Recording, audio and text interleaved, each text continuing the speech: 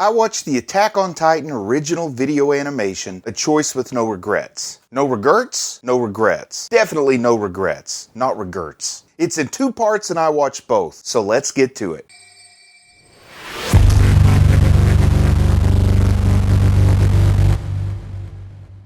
So, I knew a little bit about this OVA before I watched it. I knew it would cover a time when Levi was in an underground thieving crew, but I didn't know that Levi was in a literal underground thieving crew. There's like this whole underground city where people live like Morlocks, or mole men if you're like an old-time Superman movie fan. And fortunately, Part 1 had an info card that explained the situation. What that card said was that initially the plan to avoid the Titans was for humans to live underground. But then after the walls were built, that plan was scrapped and the underground city became a slum. And there are some kind of quality of life issues about living underground, like you can't see the sky, you can't get any fresh air. And I really do kind of wonder what the ventilation system is like in this underground city. Like, do you have to smell everybody's farts all the time, or is there any kind of fresh air pumped in? But a more serious issue is that people get rickets because they don't have any sun exposure, and they're severely vitamin D deficient. Now, I sometimes get scurvy and rickets confused,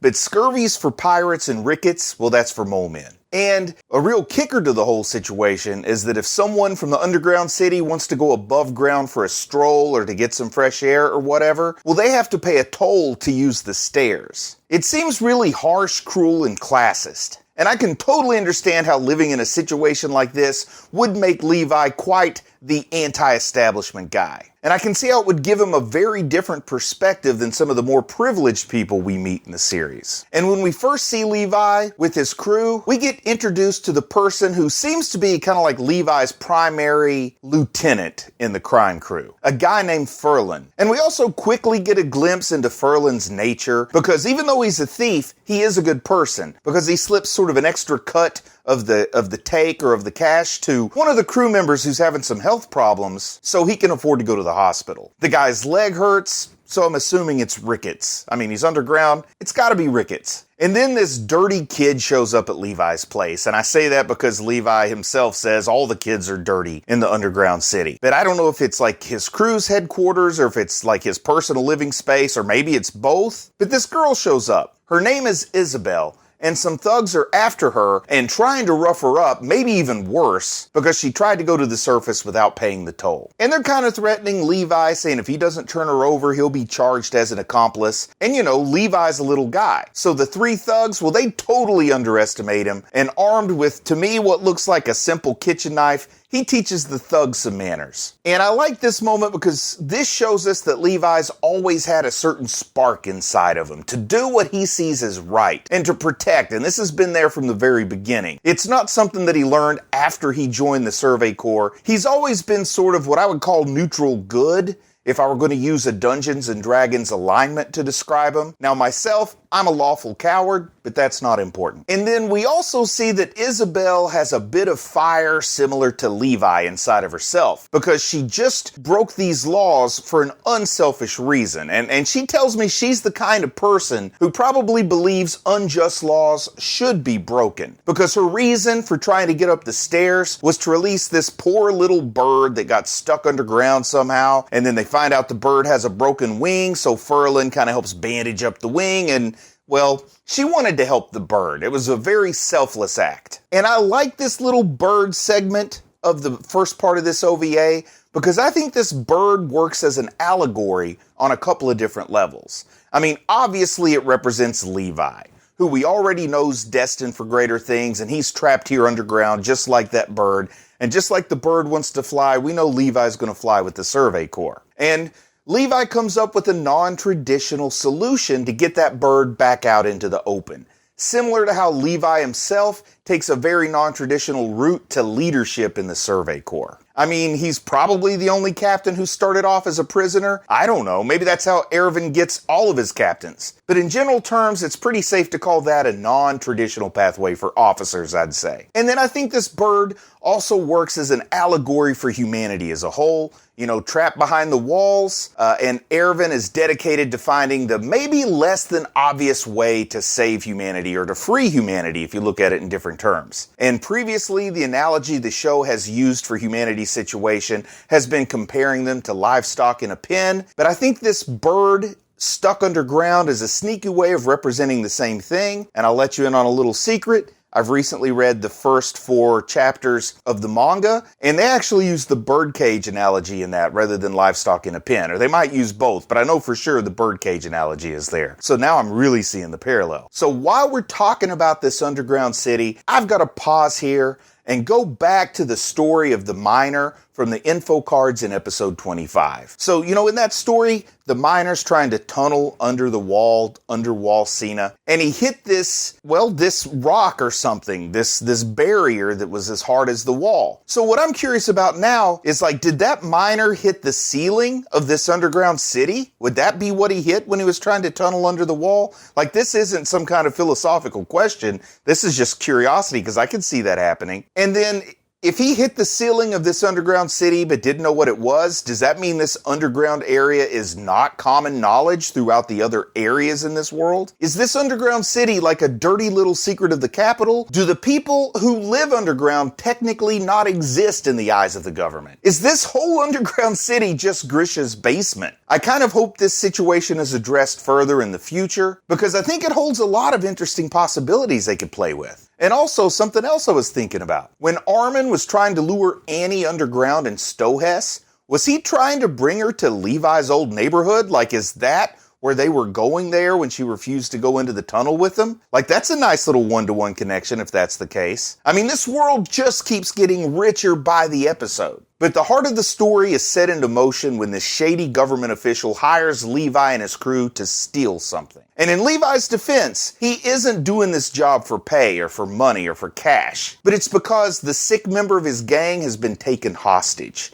So he's doing it for his friend, not for the government, not for selfish reasons, for unselfish reasons, just like the bird. The girl, Isabel, was going to break the law, but she was doing it for unselfish reasons. I think the same thing happens here with Levi, and I think that's really important to understand. I think that plot point is important in order to not compromise Levi's character with this story. Now, at first, I don't think it's said what the item marked for theft is. But when it looks like Levi's caper's in progress, rather than the military police, the Survey Corps are the ones who are sent to stop him, to capture him, who knows, maybe even kill him. And I haven't mentioned this, but Levi and his crew, they have omnidirectional gear, 3D maneuver gear, vertical maneuver gear, whatever translation of it you prefer. I'll say ODM if that's okay. But I think it's interesting that Levi and his crew have this mobility gear in the first place. I don't think we're ever told exactly how they obtained it, but I almost wonder if it was funneled to them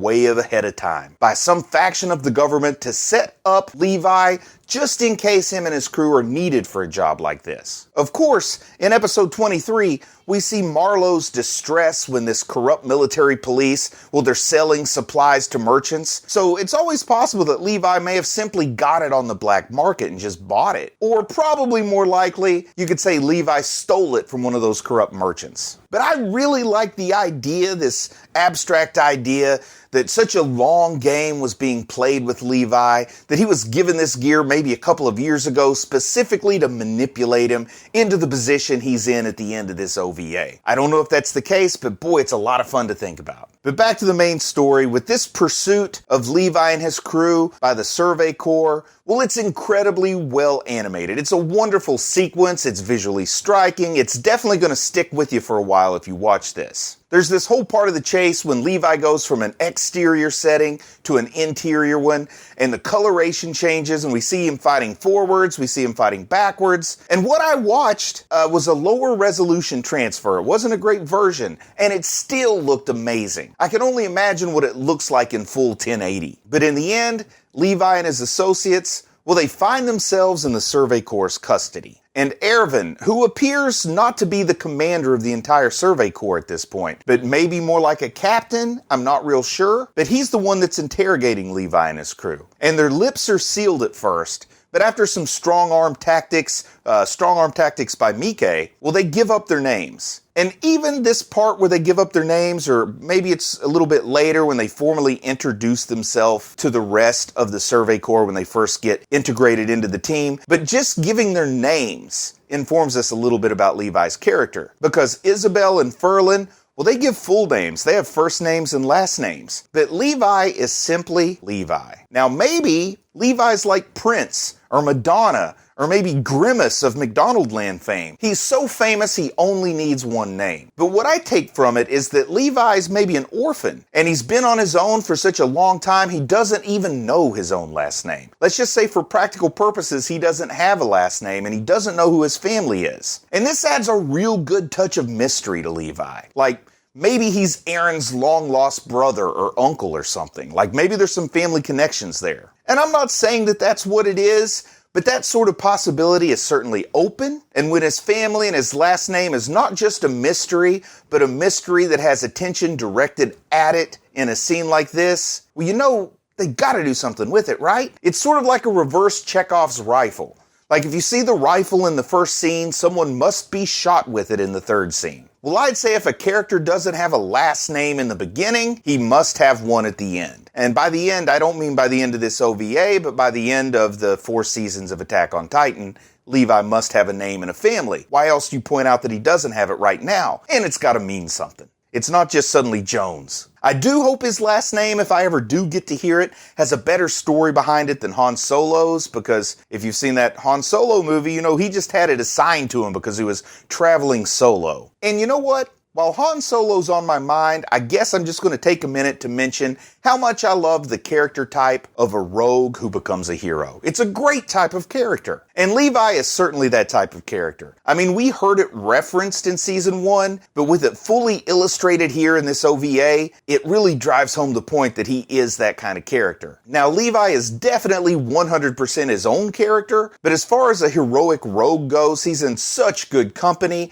and I can see common threads with other great examples of this type. Brandon Sanderson writes this kind of character well, and Levi has some common threads with someone like Kelsier, who wanted to use his thieving crew to essentially free the enslaved peoples in the Mistborn novels. And Levi just might have a touch of Kaladin from the Stormlight Archive. You know, Kaladin is this second-class citizen, eventually he's a slave, and then he also turns out to be gifted with a spear unlike anybody else, and he rises to the rank of an officer in that world's military. Also, another Sanderson character is a character named Wayne, and he's in the second Mistborn series. And he's this criminal who's captured by a lawman named Wax, and he's reformed into Wax's most trusted and able ally in his own fight against evil. And even though he's not a Brandon Sanderson character, I do also want to mention Scott Lynch's Locke Lamora, because that just might be the best hero rogue I've ever read. And Levi is absolutely up there with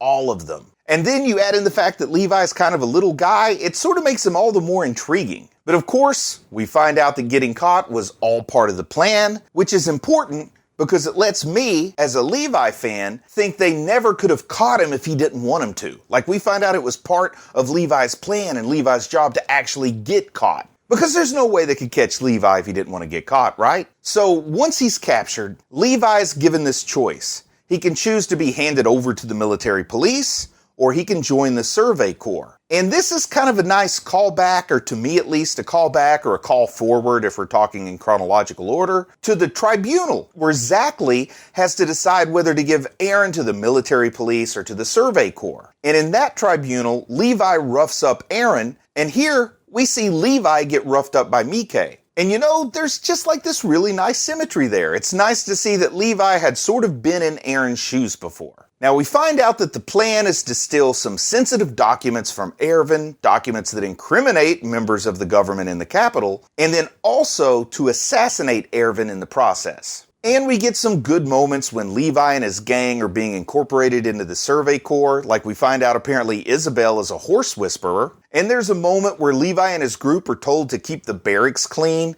And this kind of lines up with the job Levi gives Isabel when she first wants to join his gang. And it also makes me think of Levi in what I'll call his French maid outfit or whatever when he's cleaning the castle when Aaron is first with the Survey Corps. Something real important about Levi's character here, something that we've already seen, but it's really kind of nice to see the genesis of it, we see Levi use a reverse grip on one of his blades. And I like this moment because I know that these are single-edged blades. They kind of look like carpet knives to me. And I know that this reverse grip on one blade is necessary for Levi's Beyblade technique when he spins like a buzzsaw, that we get to see him use in the latter part of Season 1. If he didn't reverse one of his grips, his spinning attack would really only allow him to use the cutting edge of one blade. So it's just kind of nice to think somebody's thought the practicalities out instead of just trying to give us a cool image. And also, I can't wait until the next time I'm like trying to swat a fly or a bee or something, because I'm going to double wield fly swatters and just go all Levi on those bugs. I think a video of that would be a hit. Now, Levi and his friends finally go outside the walls for the first time. And again, even the smallest details tell us so much, because they simply say this is the 23rd expedition. So, from the appearance of the Titans until this point, roughly 100 years, there have only been 23 expeditions. But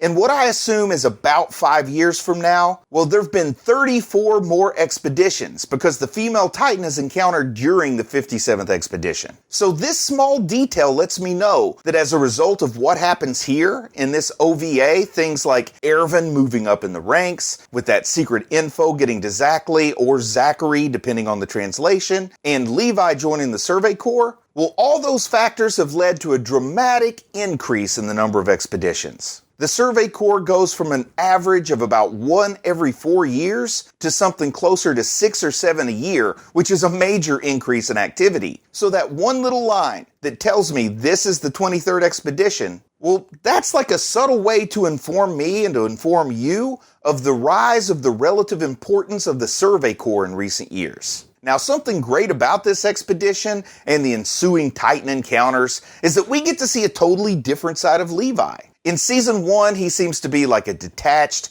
stone-faced soldier, almost devoid of emotion. But in this expedition, we see him show basically all the emotions. He's like an enthusiastic kid when his friends kill their first Titan. Well, maybe I'm overselling it, but he kind of grins a little and says, "Good job," which is enthusiasm for Levi. Also, Erwin criticizes him for wasting gas in his ODM gear because he was using too many movements, too many wasted movements. And that's very different from what we would see from Levi during the 57th expedition. And then, of course, when a Titan kills Isabel and Ferlin, we see rage and fury from Levi, the person who normally seems calm in the face of tragedy. Well, we see him get enraged, and this is downright scary, but it's also kind of awesome. And when he attacks this Titan, he doesn't just go for the kill, he punishes the Titan first. And that's something I felt like I saw Levi do in his first appearance in Season 1. And you know, I got to see the mom chomp when it happened. I got to understand Aaron's pure hatred for the Titans before this, but now I also understand where Levi's hatred comes from and why it's on the same level as Aaron's. And of course, in classic 3 steps ahead fashion, Erwin knew why Levi was there all along. The scroll he was carrying was a decoy, but despite knowing that Levi was sent to kill him, he still saw potential in the man as a Survey Corps member and a Titan fighter. And I guess now's where I should point out that this OVA also helps confirm a lot about how I feel about Erwin Smith's character. The fact that he's facing government corruption head-on shows that this man's first allegiance is to humanity, and not to any construct that might call itself a government. And the fact that he wants strong, independent thinkers for the Survey Corps, that he would recruit his own assassin into the Corps really makes sense when I process it. I believe that he would figure out the plan because it would probably be atypical for the government to assign the Survey Corps to police duty in the first place. That likely caught Erwin's attention,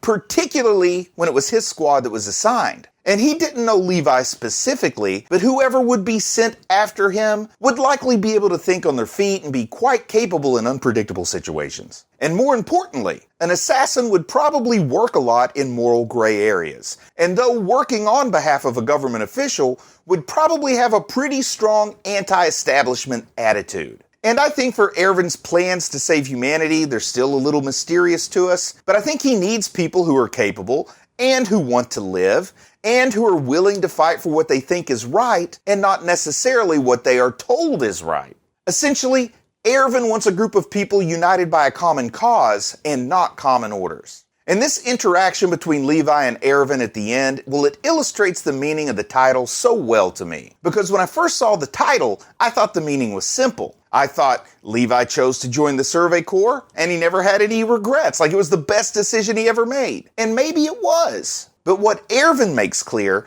is that you need to make a choice for the right reasons, and then you don't allow yourself to have regrets. Regrets will eventually lead to being paralyzed by indecision, and then someone else has to make your decisions for you. Then you just follow orders blindly, and that's not what he wants. That's not what he wants at all for the Survey Corps. And this moment at the end, discussing choices and regrets, it adds this whole new dimension to the things Levi said to Aaron during the 57th expedition. He encourages Aaron to do what he thinks he needs to do when Aaron is wanting Levi to simply tell him what to do. And after Levi's squad is wiped out, we see the regret seeping into Aaron's psyche. And I think those sorts of regrets may lead Aaron to being in a bad place before this story is over. But overall, I'd say this OVA is amazing. You get to see why Levi is the way he is. We see more of Erwin's nature that sort of reinforces suspicions I already had. It's a really good origin story for both of them. It also has some great visuals, and it enhances my overall enjoyment of Season 1. Now, I think I'm ready to get started with Season 2. I'll talk to you soon.